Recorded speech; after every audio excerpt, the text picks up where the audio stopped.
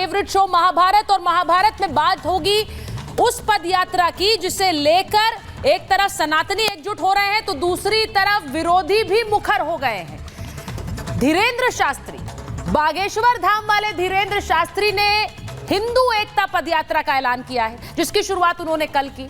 लेकिन जैसे ही पदयात्रा को लेकर लोग जिस उत्सुकता से घर से बाहर निकले, उतनी ही उत्सुकता से विरोधियों ने भी उन पर हमला करना शुरू कर दिया है। आज उनका एक एक बयान, उस पर यहां स्टूडियो में बात होगी।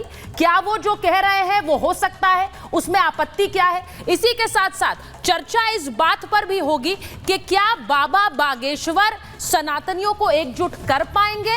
विरोध में कौन कौन लोग हैं, क्या कह रहे हैं? ये जो तस्वीरें आप देख रहे हैं, जमावड़ा भारी है बाबा बागेश्वर की इस पदयात्रा का। आज दूसरा दिन है और 11 दिन तक यूं ही पदयात्रा निकालेंगे और हिंदू एकता यानी हिंदुओं को एकजुट करेंगे।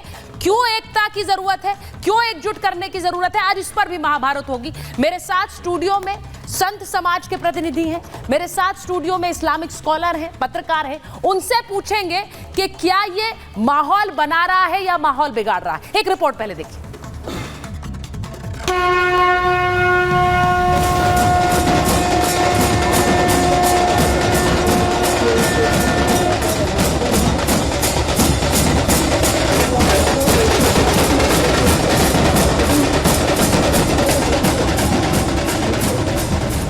यात्रा सामाजिक समरसता की यात्रा है, एकता के लिए यात्रा है, दंगा से ऊपर उठने के लिए विचारों की यात्रा है।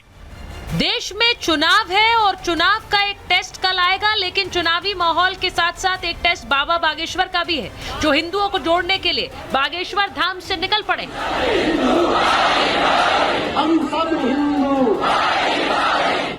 भारत को हिंदू राष्ट्र बनाने के लिए बागेश्वर बाबा हिंदू एकता पदयात्रा कर रहे हैं। आज यात्रा का दूसरा दिन है।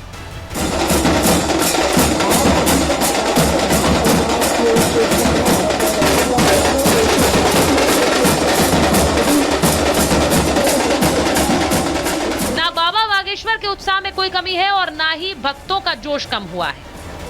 तस्वीरें देखिए, सनातनियों का पूरा जन सैलाब उमड़ पड़ा है। बाबा के साथ साथ चल रहे हैं भक्त।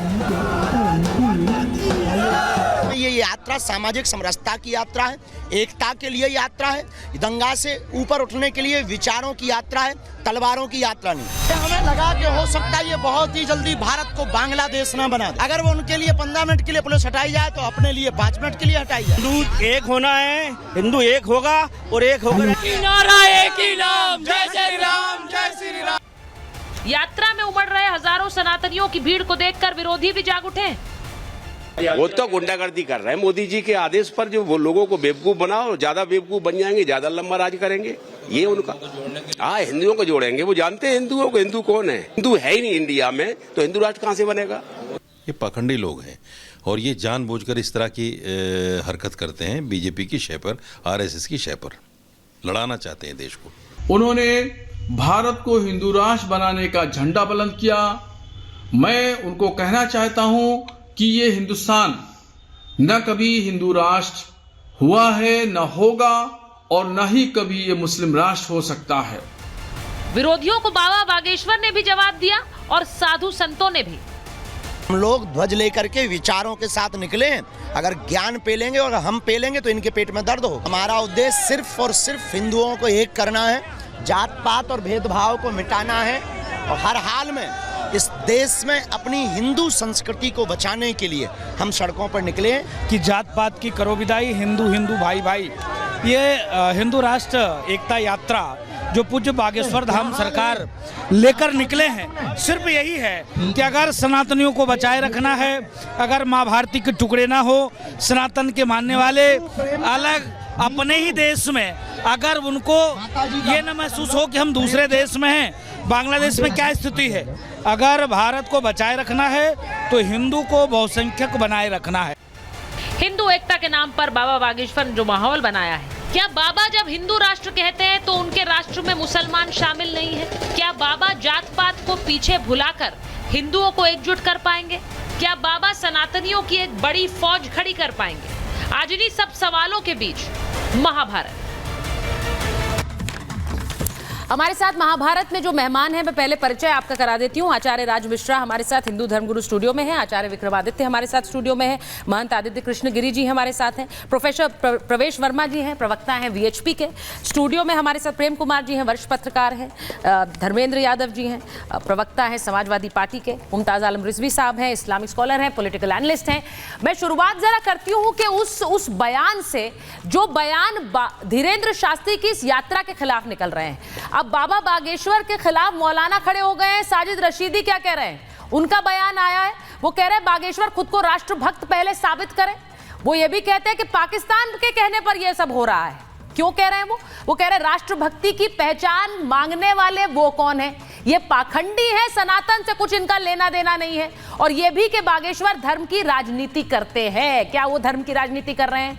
मौलाना शहाबुद्दीन बरेलवी का भी बयान आ गया। वो कह रहे हैं मुझे आशंका है कि कहीं दंगा ना हो जाए उनकी इस यात्रा के चलते। बागेश्वर मुसलमानों के खिलाफ बोलते हैं, हिंदू राष्ट्र बनाने का ऐलान वो करते रहे हैं और इसीलिए ये आशंका हमें है क्योंकि भारत कभी हिंदू राष्ट्र नहीं बन सकता। अब मैं शुरुआत इसी से करना चाहती हूं कि बाबा धर्म की राजनीति करते हैं, ये वाला कटाक्ष आ रहा है, ये वाला आरोप लग रहा है। सबसे पहले मैं आचार्य जी आपसे पूछ रही हूं, बताइए क्या धर्म की राजनीति का आरोप लग रहा है? क्योंकि हिंदू तो एकजुट हो रहे हैं लेकिन वहीं विरोधी भी एकजुट हो रहे हैं। एक बात बताइए, क्या भारत में अगर सनातन धर्म को लेकर के बात नहीं होगी, सनातन धर्म को लेकर के यात्रा नहीं निकलेगी, तो क्या इस यात्रा के लायक हमको पाकिस्तान और बांग्लादेश में तो छोड़ा ही नहीं गया है।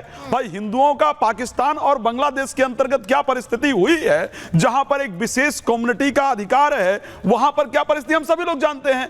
भारत वर्ष के अंदर अब उसको आपको राजनीति लगती है। सबसे बड़ी प्रॉब्लम तो यहां पर होती है जब पत्थर मारा जाता है गणेश उत्सव पर, तब राजनीति नहीं लगती है, कहीं से किसी को कुछ नहीं दिखता है। लेकिन अगर इस हिंदुस्तान के अंदर मुझे बताया जाए किस बात की राजनीति, भाई धर्म को लेकर के एक देश के अंदर बंटवारा हुआ। हाँ। एक धर्म के आधार पर पाकिस्तान बनाया गया, एक धर्म के आधार पर हिंदुस्तान बनाया गया। तो अगर हिंदुस्तान के अंदर सनातन की यात्रा निकाल रही है, भाई संत की यात्रा निकाल रही है, तो फिर आपके पेट में जलन किस बात के लिए हो रहा है? जलन किस बात की हो रही है? क्या जलन है भाई पेट में आपके? एक बार मुमताज जी आप बताइए। कहीं जलन नहीं हो रही है। अब तो मैं समझ रहा हूँ मुस्लिम जोड़ो यात्रा भी निकले, सिख जोड़ो यात्रा निकले, दलित जोड़ो यात्रा निकले, जैन जोड़ो यात्रा निकले। क्योंकि नहीं एक मिनट